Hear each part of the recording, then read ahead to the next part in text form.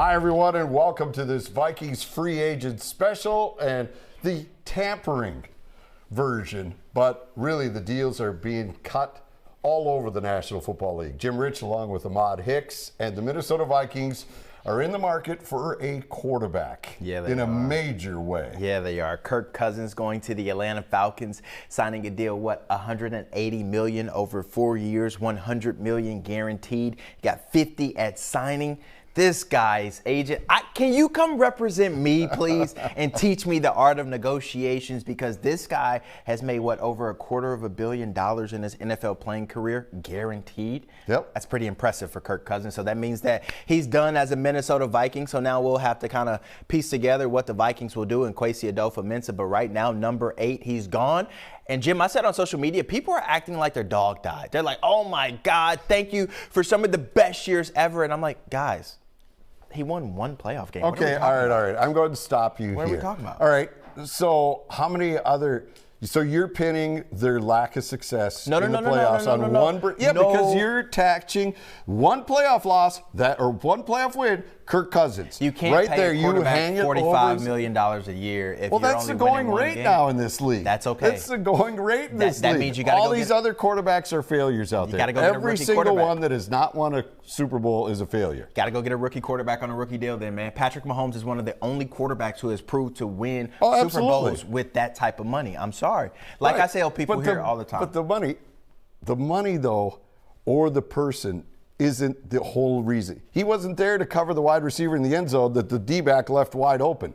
He doesn't block for himself. He didn't let 6 guys through the line of scrimmage that sack him. He's 35 years old coming off an Achilles injury. Not. Well, wait, we're talking 2 different things. I'm just saying the one playoff win under Kirk Cousins. So why do you justify keep paying him then, Jim? I'm not saying justifying paying him. No, I'm saying you had to find a way out of this. I think they could have found a better way out of this. Because right now, the cupboard is completely bare. You now have to hope some other general manager makes you a deal that doesn't dagger your franchise because you have to give up 3 number 1s to get up to a quarterback that you don't even know can make it in this league. I don't think they're giving up 3 draft picks to go get a quarterback this year. How are you going to get to that top 3?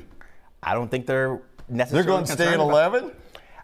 There's you a lot can't sit at 11. There's a lot of rumors and reports saying that Sam Darnold is their guy. And can we answer this? Is Sam Darnold the answer for the future here in Minnesota? How many playoff games has Sam Darnold He has not won any. But is Sam Darnold better than Nick Mullins? And is he better than Josh Dobbs? And is he better than Jaren Hall? Yeah, former number 1 overall pick. So you give him Kevin O'Connell with Justin Jefferson, T.J. Hawkinson, Jordan Addison, Josh Oliver.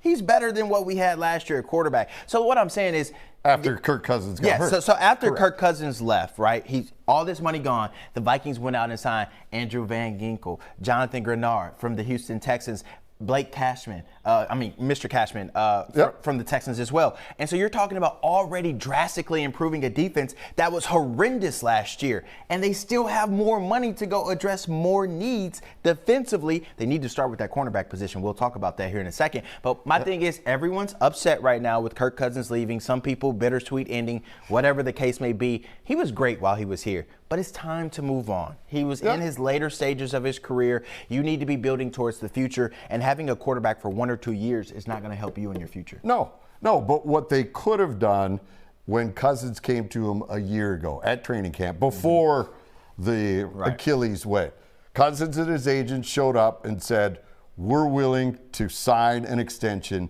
giving you a discount. Now, I have no idea what the discount was. Was it Cole's cash that he had left over on his account? We don't know. But if they wanted to stay with him, because Cousins, I think, yes, the money is fantastic, but he wanted this to be his last contract. And I think term was a bigger issue for Kirk than it was the money. The money's fantastic, but he wanted at least 3 years minimum. Because he's told us before, you've heard him in those press conferences, that I want to play till I'm 40. Can I be the odd man out here? Am I the only one who didn't want to see Kirk Cousins in Minnesota for 3 more years? Like, this man could barely elude pass rush this year. He already said, like, if his line breaks down in front of him and the pass rush gets home, he's not running. He has a cannon. So my thing is the way that the NFL is changing, you have defensive linemen running 4.4s and 4.5 40-yard dashes. What does that mean for a pocket passing quarterback like Kirk Cousins? You're the last of a dying breed. And if you can't elude a pass rush or you can't run out and extend the play like Josh Dobbs could those couple of weeks we saw him versus the Falcons and the Saints, you're not going to be a quarterback in this league long. What happened to Dobbs when he could run? They stopped him from running. O'Connell doesn't want a running quarterback. No. O'Connell stopped Josh Dobbs from running. Yes. He didn't change the playbook. Yes. The teams didn't stop Josh Dobbs. That was kept Coach O'Connell. Correct. Yeah. Yeah, that's what I said. Right. So my thing is moving forward, they stopped him running, meaning the coaching staff. You're right. But you saw what Kirk Cousins did. He was the most hit quarterback the previous season. He probably would have been that way if he stayed playing last year because he can't elude the rush. Now, I'm not saying that the Vikings are going to go out and go get you a dual threat quarterback, but what I'm just saying is moving forward with this day and age in the NFL, having a quarterback that is elusive and can extend plays is a bonus. And there's a lot of quarterbacks out there that can do that better than Kirk Cousins. I think we are at the end of the competitive rebuild, by the way.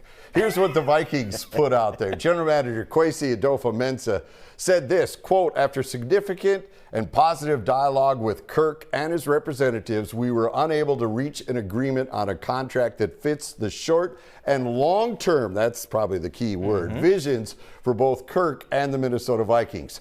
Kirk holds a special place in Vikings history. We appreciate his leadership, contributions to the team, and the Minneapolis-St. Paul community over the past 6 seasons. We wish him, his wife Julie, and their children all the best. So, I guess the question everyone wants to know in Minnesota is, where do the Vikings go from here? There's a lot of rumors and reports about Sam Darnold, but there's obviously a lot of talented quarterbacks coming up in this draft. Jaden McDaniels, Caleb Williams, Bo Nix, Drake May, Michael Penix. I mean, there's a lot of options this year. I don't think, like you mentioned earlier, I don't think the Vikings need to give up 3 first-round draft picks in order to go get their quarterback of the future. You know, I'm not all in on going to go move up and draft these quarterbacks and, you know, bank on them being good in 4 to 5 years. I mean, you look at this list, though. J.J. McCarthy, Michael Penix Jr., Bo Nix. This is a really talented group, and I know Josh McCown, the new Vikings quarterback coach, he actually coached Drake May in high school. Has a relationship with him. And, you know, J.J. McCarthy just said that he would love the opportunity to throw the ball to Justin Jefferson. I mean, I don't know who wouldn't want that opportunity. Exactly. But yeah, so he's doing his best recruitment pitch for the Vikings. But I think right now they still have to address their defensive needs before we can worry about the quarterback domino. I still think they have a little bit of time because it's either get Sam Darnold, who there won't be many teams vying for his talents this offseason, or you just wait patiently to see what happens in the draft. But I think right now, you don't win championships unless your defense is good. And we saw last year, Brian Flores did all he could for the first half of this season. But once Byron Murphy Jr. went down after that Cincinnati game, they were atrocious in the secondary. So I think you have to address the Bengals saw something, put it on tape, and as you know, this is a copycat league. As soon as somebody cracked it, they went after it and tore it apart.